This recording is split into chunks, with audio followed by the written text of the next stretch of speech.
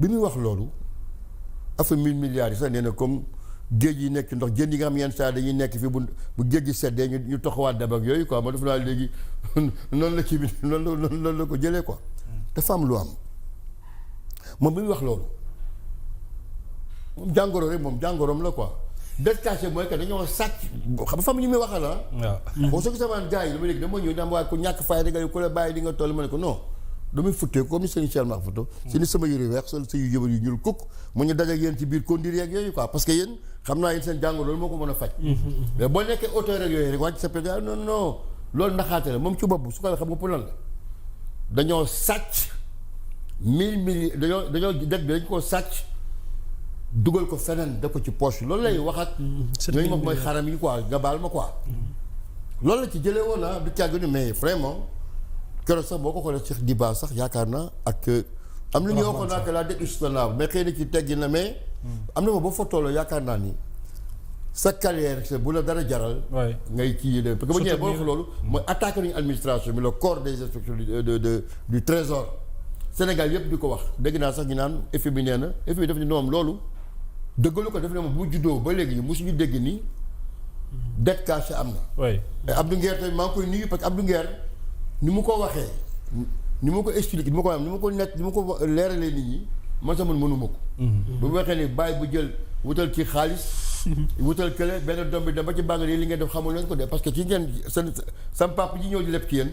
am na yeneen yoo xam daf ko leb feneen ci yeneen banque ñu ne loolu ko waxee daal pratiquement. aujourd'hui comme assemblée ci boppam. c'est le lieu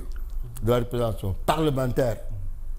et en présence des députés représentants qualifiés de la nation ñoom ñoom su foofu la ko waxee. kon su ko jëf bu ñu ko jëfuree foofu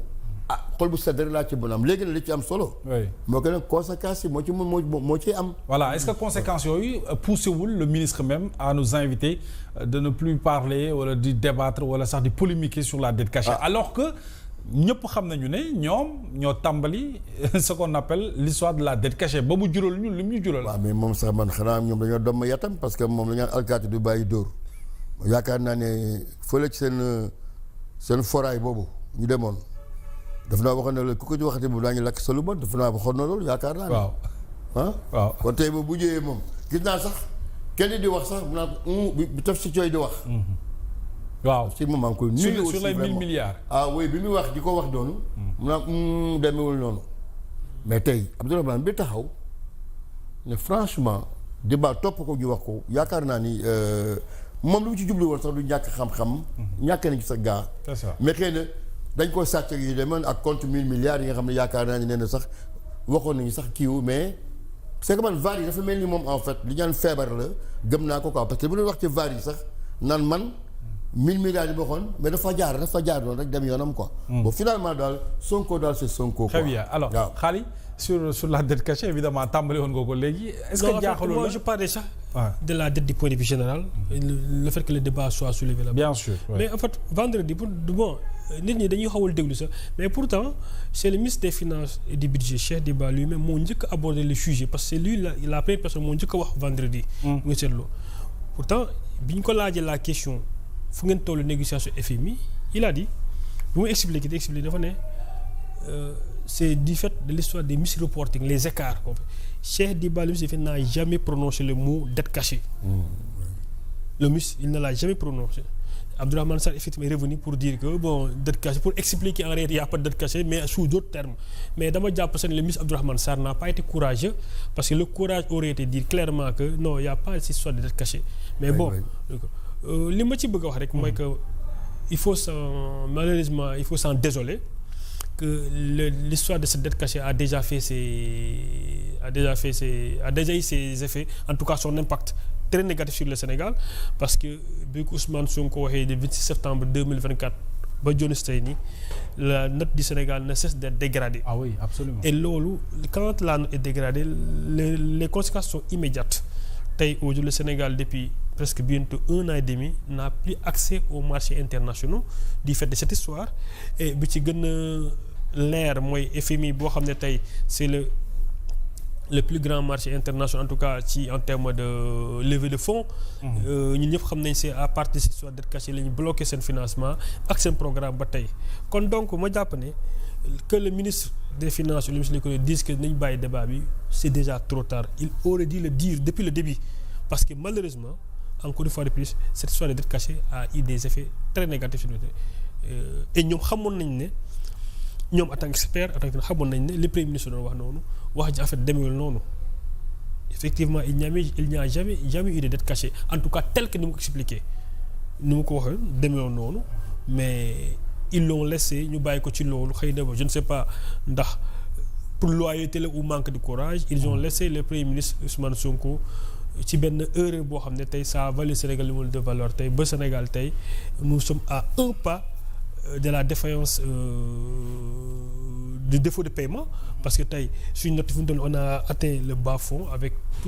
toutes les agences de notation. Ce qui veut dire que et tout ça encore une fois de plus c'est seulement de l'imprudence communicationnelle du premier ministre du Sénégal. Effectivement bokk na ci ñàkk xam-xam pour man en tout cas wala ñàkk xam loolu bokk na ci mais aussi bokk na ci un combat politique. Populisme c'est-à-dire continuer à mettre en mal l'ancien régime avec l'opinion tax na mu ciy tiiri man ma jàppoon ne tey même politiquement bu mu ko doon wax man d'accordoon kay ne mën na ko wax ba mu jot nguur mais bu jotee nguur il devait oublier ce débat là parce que je prends le doyen Maître Djibril War à témoin tous les opposants de ce pays parfois ils tenaient ces genres de discours mais le discours prend fin le jour où tu prends le pouvoir parce que bu ngeen fàtte ko 2012 jamonoy Abdoulaye Wade ak Macky Sall Abdoulaye danaa ne Macky Sall bu jëlee réew mi du mën a fay salaire yi mais vous n'entendez jamais Macky Sall dire que non réew mi bu mu jëlee réew mi ak yooyu noonu il a trouvé une tête ici complexe il a trouvé des solutions Abdoulaye Wade si bu mu remplace Abdou Diouf c'est comme ça d'ailleurs c'était ñoom et man ce qui ma xaw a un peu jaaxal mooy que àdduna rek régime yi ñëw ci àdduna bu ñuy fekk dette ci place bi li mu njëkk a négocier mooy la restructuration. ça c'est par défaut.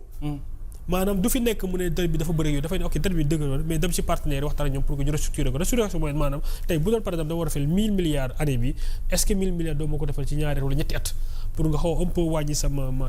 pour ça négocier c'est ça loolu mais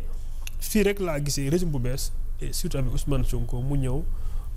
au lieu qu'il se concentre pour voir comment aujourd'hui par exemple réguler la situation financière de ce pays-là mais il a continué le combat politique au point aujourd'hui suux économie gën a suux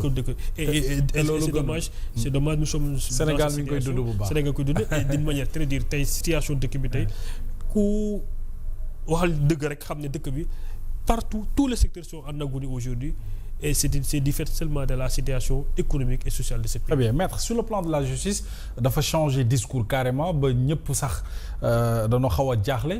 par rapport ak ni mu meloon ci wàllu justice bi ak ce qu'on appelle